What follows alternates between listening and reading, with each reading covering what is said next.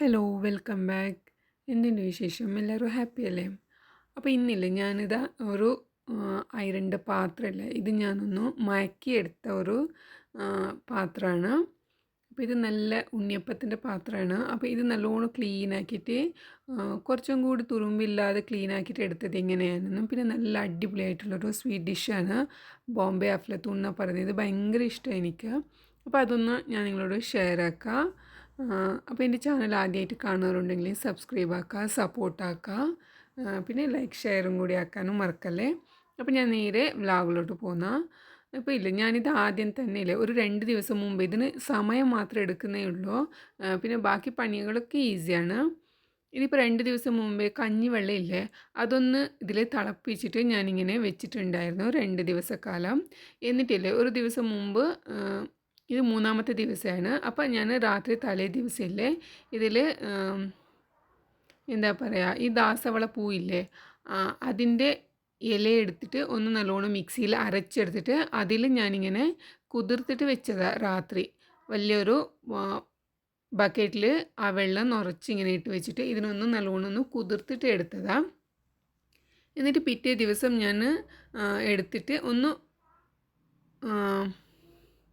സ്റ്റീലില്ലേ അതിലൊന്ന് കഴുകിയെടുത്തത്. അപ്പോൾ തന്നെ ഇതിൻ്റെ എല്ലാ തുറുമ്പും പോയി കിട്ടിയിട്ടുണ്ട്, നിങ്ങൾക്ക് കാണാൻ പറ്റും. അപ്പോൾ ഇത് കഴുകിയത് ഞാൻ 2-3 തവണ ഇങ്ങനെ കഴുകിയപ്പോൾ ഇത് നല്ലോണം ക്ലീൻ ആയിട്ട് കിട്ടിയിട്ടുണ്ട്. എന്നിട്ട് ഇതൊന്ന് സോപ്പ് ഇട്ടിട്ട് ഒന്ന് റബ്ബാക്കിയിട്ട് എടുക്കാം, അത്രേ ചെയ്തത്. അപ്പോൾ ഇനി കഴുകുന്ന പണിയൊക്കെ ഇതിൽ നിന്ന് തീർന്നു. ഇനിയിപ്പോൾ ഇതൊന്ന് സ്റ്റൗ ഓൺ ആക്കിയിട്ട് ഇതൊന്ന് ചൂടാക്കിയിട്ട് എടുക്കണം. എന്നിട്ട് ഓയിൽ തടവി കൊടുക്കണം. ഓയിൽ തടവിയതിന് ശേഷമില്ലേ ഇതിൽ നല്ലോണം ഒന്ന് തണുപ്പിച്ചെടുക്കാം. അങ്ങനെ 2-3 തവണ ചെയ്തിട്ട് തണുത്തതിന് ശേഷം വീണ്ടും ഗ്യാസ് ഓൺ ആക്കിയിട്ട് വീണ്ടും ഇങ്ങനെ ഓയിൽ പുരട്ടിയിട്ട് അങ്ങനെ 2-3 തവണ ചെയ്തപ്പോഴത്തേക്കും ഇത് മൊത്തം അങ്ങോട്ട് ക്ലീൻ ആയിട്ടുണ്ട്. ഇതൊക്കെ മയക്കുന്ന ഒരു രീതിയാണ്. അപ്പോൾ ഞാനിങ്ങനെ ചെയ്തത്. അപ്പോൾ ഇതിലിപ്പോൾ ഇത് ഒരു വെള്ള തുണി എടുത്തിട്ട് ഞാൻ നല്ലോണം ഇങ്ങനെ തോർത്തി കൊടുക്കാം. അപ്പോൾ തന്നെ നിങ്ങൾക്ക് കാണാൻ പറ്റും ഇതിലിപ്പോൾ ഓയിൽ മാത്രമേ ഉള്ളൂ, ഒട്ടും തന്നെ തുറുമ്പിൻ്റെ അംശം പോലും ഇല്ല. അങ്ങനെ ഇത് നീറ്റായിട്ടുണ്ട്. ഇനിയിപ്പോൾ ഞാൻ ഇന്ന് കാലത്തേൽ ദോശ മാവ് ഉണ്ടാക്കിയിട്ടുണ്ടായിരുന്നത്. അത് നീർദോശയുടെ മാവില്ലേ, അതിങ്ങനെ വെറുതെ ഇങ്ങനെ ഒഴിച്ച് കൊടുത്തിട്ട് 2-3 തവണ അങ്ങനെ ഒഴിച്ച് കൊടുത്തിട്ട് ഈ അപ്പമൊക്കെ ഇല്ലേ അതങ്ങോട്ട് വേസ്റ്റാക്കി കൊടുക്കുന്നതാണ്. അപ്പോൾ ഇത് ദോശയുടെ മാവാണ്. അപ്പോൾ അത് ആ ഒരു പാകത്തിൽ ഇളകി വരുന്നുള്ളൂ. ഇനിയിപ്പോൾ ഇത് മൂടി വെച്ചിട്ട് ഒന്ന് വേവിച്ചെടുക്കുക. എന്നിട്ട് ഫോർക്ക് കൊണ്ട് ഒന്നിങ്ങനെ തിരിച്ച് കൊടുക്കുക. അപ്പോൾ തന്നെ നല്ലോണം ഇളകിയിട്ട് വന്നിട്ടുണ്ട്. ഫുള്ള് കുക്കായിട്ടൊന്നുമില്ല, എന്നാലും ഇത് കളയാൻ വേണ്ടിയിട്ടുള്ള മാവായതുകൊണ്ട് തന്നെ ഞാനതങ്ങോട്ട് 2-3 തവണ ഉണ്ടാക്കിയിട്ട് കളയുന്നുണ്ട്. എന്നിട്ടിത് വീണ്ടും നല്ലോണം ഓയിൽ തടവിയിട്ട് ഒന്ന് തുണി കൊണ്ട് തോർത്തി കൊടുക്കുക. അങ്ങനെ 2-3 പ്രാവശ്യം ഇങ്ങനെ മാവ് ഒഴിച്ച് കൊടുത്തിട്ട് ആ അപ്പം മുഴുവൻ അങ്ങോട്ട് കളഞ്ഞു കൊടുക്കുക. എന്നിട്ട് ആ ഓയിൽ പുരട്ടിയ ആ തുണിയിൽ തന്നെ ഞാൻ അതിൻ്റെ അടിഭാഗമൊക്കെ ഇങ്ങനെ ഓയിലിൽ ഇങ്ങനെ നല്ലോണം തേച്ച് കൊടുക്കുക. എന്നിട്ട് ഇത് ഒട്ടും ഇങ്ങനെ തുറുമ്പ് വീണ്ടും പിടിക്കാതിരിക്കാൻ വേണ്ടിയിട്ട് ഇതൊക്കെ ചെയ്യുന്നത്. അങ്ങനെ ഇത് അവസാന ട്രിപ്പായിട്ട് വീണ്ടും ഒരു തവണ ഞാൻ ഓയിൽ തടവി കൊടുത്തിട്ടുണ്ട്. എന്നിട്ടൊരു വെള്ള തുണി കൊണ്ട് വീണ്ടും തോർത്തി നോക്കുക. ഒട്ടും തന്നെ ഉണ്ടായിരുന്നു കേട്ടോ. അങ്ങനെ താളിയുടെ വെള്ളത്തിൽ ഇങ്ങനെ ഞാൻ മുക്കി വെച്ചിട്ടുണ്ടായിരുന്നല്ലോ, അപ്പോൾ തന്നെ എടുത്ത് കളഞ്ഞപ്പോൾ തന്നെ അതിലുള്ള തുറുമ്പൊക്കെ പോയിട്ടുണ്ടായിരുന്നു. ഇങ്ങനെ ഇതാ വീണ്ടും ഞാൻ ഓയിൽ പുരട്ടാം. എന്നിട്ട് വീണ്ടും മാവ് ഒഴിച്ച് കൊടുക്കുന്നുണ്ട്. ഇത്തവണയില്ലേ കുറച്ച് ഡിഫറെൻ്റ് ആക്കിയിട്ടുണ്ട്. ഇതും ഇല്ല അതുപോലത്തെ ഒരു പാത്രമായിരുന്നു. ഇതും ഞാൻ മയക്കിയെടുത്തതാണ്. ഇത് ദോശച്ചട്ടിയാണ്. അപ്പോൾ ഇത് നല്ല അടിപൊളിയായിട്ട് നല്ല ക്രിസ്പി ആയിട്ട് ദോശ ഇളയിട്ട് വരുന്നുണ്ട്. തീ മാത്രം ഞങ്ങളെപ്പോഴും മീഡിയമിൽ വെച്ച് കൊടുക്കണമെന്നേ ഉള്ളൂ ഇതിലേക്ക്. അതൊന്ന് സൂക്ഷിച്ചാൽ ദോശച്ചട്ടിയിൽ ഒരിക്കലും ഇങ്ങനെ തുറുമ്പി പിടിച്ച് പോകാനൊന്നും ചാൻസ് ഇല്ല. അങ്ങനെ ഇതാ അവസാന ട്രിപ്പായിട്ടില്ലേ ഞാൻ ഇതിൽ നിന്ന് ഈ മാവ് ഇങ്ങനെ കോരി എടുത്തിട്ടില്ലേ, ബാക്കി വന്നതിന് ഞാനങ്ങനെ തീ ഓഫാക്കിയിട്ട് കുറച്ച് നേരം ഇങ്ങനെ സൈഡിൽ വെച്ചിട്ടുണ്ടായിരുന്നു. അപ്പോൾ അത് ഇങ്ങനെ അതിൻ്റെ നല്ല ക്രിസ്പി ആയിട്ട് തന്നെ അത് ഇളകിയിട്ട് വന്ന്, അപ്പോൾ അതിൽ തുറുമ്പ് കുറച്ചെങ്കിലും ബാക്കി ഉണ്ടെങ്കിൽ അത് മൊത്തം അങ്ങോട്ട് പോയി കിട്ടട്ടെ എന്ന് വിചാരിച്ചിട്ട് ഞാനത് ചെയ്തത്. അങ്ങനത്തെ നല്ല ബ്രൗണിഷ് ആയിട്ട് നല്ല ക്രിസ്പി ആയിട്ട് അതിൻ്റെ അടിഭാഗത്തുള്ളതെല്ലാം ക്ലീനായിട്ട് വന്നിട്ടുണ്ട്. ഇത് അവസാന ലുക്കാട്ടോ. അങ്ങനെ ഇതാ ഞാൻ ഇതിനെന്താ പറയുന്നത് ഈ പാത്രത്തിന് ഉണ്ണിയപ്പത്തിൻ്റെ പാത്രം എന്നാ പറയുന്നത്. അപ്പോൾ അതാ ഞാൻ വീണ്ടും ഒരു തുണി എടുത്തിട്ട് തോർത്തി കാണിക്കുക. ഒട്ടും തന്നെ തുറുമ്പില്ലാത്ത അടിപൊളിയായിട്ട് നീറ്റായിട്ട് എനിക്ക് ഉണ്ണിയപ്പത്തിൻ്റെ പാത്രം കിട്ടിയിട്ടുണ്ട്. അപ്പോൾ ഇത് നിങ്ങൾക്ക് ഇഷ്ടമാണെങ്കിൽ ലൈക്ക് ആക്കാനും മറക്കല്ലേ. അങ്ങനെ ഇതാ എൻ്റെ ഉണ്ണിയപ്പത്തിൻ്റെ പാത്രം ഞാൻ അടിപൊളിയായിട്ട് മയക്കി എടുത്തിട്ടുണ്ട്. നല്ല രസമാണ് കാണാനും തന്നെ. നല്ല മണ്ണ് പിടിച്ചിട്ട് തുറുമ്പ് പിടിച്ചിട്ടുണ്ടായിരുന്ന പാത്രമായിരുന്നു. അപ്പോൾ ഇനി നെക്സ്റ്റ് ഞാനൊരു സ്വീറ്റ് ഡിഷ് ഉണ്ടാക്കാൻ പോവാം. ഇപ്പോൾ ഇതിലേക്കില്ലേ ഞാൻ 2 കപ്പ് റവ എടുക്കുന്നുണ്ട്. ചെറിയ റവയില്ലേ അത് എടുത്തിട്ടുണ്ട്. പിന്നെ ഇതിലേക്ക് 1.5 കപ്പാണ് പഞ്ചസാര ഇട്ട് കൊടുത്തത്. മധുരം നിങ്ങൾ നോക്കിയിട്ട് ഇട്ട് കൊടുക്കുക. ഞാൻ 1.5 കപ്പ് പഞ്ചസാര ഇട്ട് കൊടുത്തിട്ടുണ്ട്.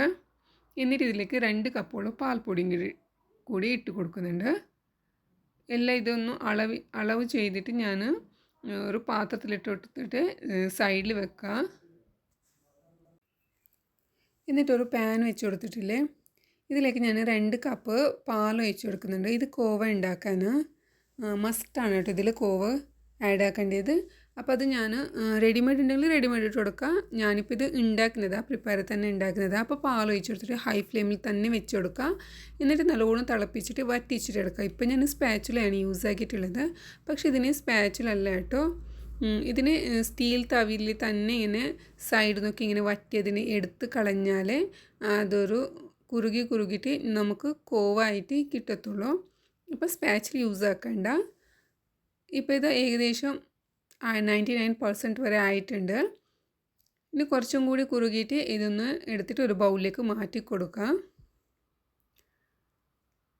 ഇനിയിപ്പോൾ ഈ സമയത്ത് നിങ്ങൾക്ക് വേണമെങ്കിൽ കുറച്ച് നെയ്യോ അല്ലെങ്കിൽ പാൽപ്പൊടിയോ എന്ത് വേണമെങ്കിലും ആഡ് ആക്കാം. പക്ഷെ ഞാനിത് വെറും പാൽ കൊണ്ടുള്ള കോവയാണ് ആഡ് ആക്കാൻ പോകുന്നത്. അപ്പോൾ ഇത് ഞാനിനി എടുത്തിട്ട് കോരി മാറ്റാം. ഇങ്ങനെ കുറുകിയതിന് ശേഷം തീ നല്ലോണം ലോയിൽ വെച്ച് കൊടുക്കുക. ഇല്ലെങ്കിൽ പെട്ടെന്ന് കരിഞ്ഞു പോകാൻ ചാൻസ് ഉണ്ട്. നമുക്ക് ഈ സൈഡിൽ ഒട്ടിപ്പിടിച്ചതൊക്കെ ഇങ്ങനെ എടുത്ത് മാറ്റേണ്ടതുകൊണ്ട് തീ എന്തായാലും ലോയിൽ തന്നെ വെച്ച് കൊടുക്കുക.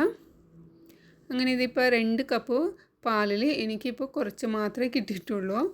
ഇനിയിപ്പോൾ ഇനിയില്ലേ നല്ലൊരു മന്തി അല്ലെങ്കിൽ ബിരിയാണിയൊക്കെ ഉണ്ടാക്കുന്ന പോട്ടിലാണ് വെച്ച് ഇത് വറുത്തെടുക്കേണ്ടത്. പക്ഷെ ഞാൻ എന്താ ചെയ്തതെന്ന് വെച്ചാൽ ആദ്യം തന്നെ ഒരു ചെറിയ പാനിലേക്ക് ഇട്ട് കൊടുത്തതാണ്.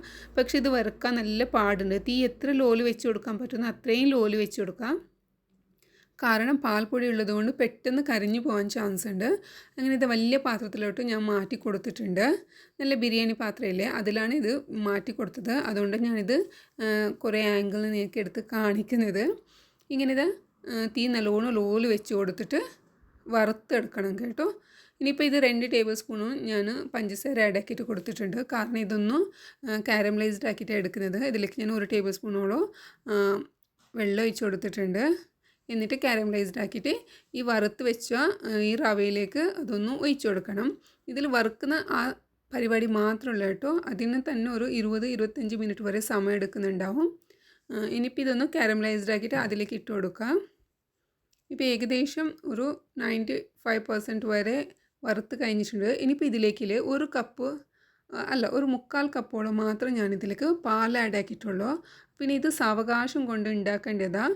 ഇതിപ്പോൾ ഇങ്ങനെ തിക്കായി പോയി എന്ന് വിചാരിച്ചിട്ട് ആരും ഒന്നും ഭയപ്പെടേണ്ട കേട്ടോ. ഇനി ഇതിലേക്കില്ലേ ഞാൻ 3/4 കപ്പോളം തന്നെ ഞാൻ നെയ്യും കൂടി ആഡ് ആക്കുന്നുണ്ട്. അതിനു മുമ്പ് ഞാൻ കോവ ആഡ് ആക്കുന്നുണ്ട്. എന്നിട്ട് ഇതിലേക്ക് ഒരു 3/4 കപ്പോളം ഞാൻ നെയ്യ് ആഡ് ആക്കുന്നുണ്ട്. എത്ര നെയ്യ് ചേർക്കുന്നോ അത്രയും ടേസ്റ്റാണ്. ഞാൻ ആദ്യം ഇങ്ങനെ കുപ്പി തന്നെ ഇങ്ങനെ ഒഴിച്ചതാണ്. ഇങ്ങനെ പോകുന്നുണ്ടെങ്കിൽ പോകട്ടെ നെയ്യ്, പക്ഷെ പോയില്ല. പിന്നെ ഞാനിത് സ്പൂൺ കൊണ്ടെടുത്തിട്ട് നെയ്യ് ആഡ് ആക്കി കൊടുക്കുന്നുണ്ട്. എന്നിട്ട് ഇതിലേക്ക് നല്ലോണം മിക്സാക്കുമില്ല പഞ്ചസാരയൊക്കെ അലിഞ്ഞ് കിട്ടിയിട്ട് ഇത് നല്ല ഒരു ലൂസായിക്കൊണ്ട് പോകും. ആദ്യം നല്ലോണം ഒരു ടൈറ്റ് ആവുന്ന ഒരു ഫീൽ ഉണ്ടാവും. പക്ഷേ ഇതിൽ പാലും നെയ്യൊക്കെ ആഡ് ആക്കിയപ്പോൾ ഇല്ലേ അത് ലൂസായിക്കൊണ്ട് പോവുക. കാരണം പഞ്ചസാര അലിഞ്ഞുകൊണ്ട് പോകുന്നുണ്ട് ആ സമയത്ത്. അപ്പോൾ അത് നല്ലോണം ലൂസായിട്ട് നമുക്ക് വേണ്ടിയ അഫ്ലത്തൂൻ്റെ ആ ഒരു തിക്കില്ല ആ ഒരു ടെക്സ്ചറിലേക്ക് അത് മാറി കിട്ടും. ഇനി ഈ സമയത്ത് ഇതിലേക്ക് കാരമലൈസ്ഡ് ആയിട്ടുള്ള പഞ്ചസാരയും കൂടി ആഡ് ആക്കുക. ഇത് സൂക്ഷിക്കണം കേട്ടോ. ഇത് കരിഞ്ഞ നല്ലൊരു കയ്പ്പ് ടേസ്റ്റ് ഉണ്ടാവും. പിന്നെ ഈ അഫ്ലത്തൂണിൽ ഇതാണ് കേട്ടോ ഒരു മണം കൊടുക്കുന്ന ഹൈലൈറ്റ് ആയിട്ടുള്ള ഒരു സംഭവം. അപ്പോൾ ഇതെന്തായാലും ചേർക്കേണ്ടത് തന്നെയാണ്. 2 ടേബിൾ സ്പൂൺ പഞ്ചസാര കാരമലൈസ്ഡ് ആക്കിയിട്ട് എന്തായാലും ചേർക്കണം. ഇപ്പോൾ ഇത് എത്രത്തോളം തിക്കുണ്ടെന്ന് പറഞ്ഞാൽ നിങ്ങൾക്ക് കാണാൻ പറ്റും. അപ്പോൾ പിന്നെ എനിക്ക് 1 ടേബിൾ സ്പൂണും കൂടി നെയ്യ് ഇടയ്ക്ക് കൊടുക്കാൻ തോന്നി. ഇനി ഈ നെയ്യൊക്കെ വിട്ട് വരണം കേട്ടോ. നെയ്യ് ഈ റവയിൽ നിന്ന് വിട്ടിട്ട് നിൽക്കണം. അതുവരെ ഒന്ന് നമുക്ക് കുറുകിച്ചിട്ടെടുക്കണം കേട്ടോ. അപ്പോൾ എന്തായാലും വലിയ പാന് തന്നെ വെച്ച് കൊടുക്കണം.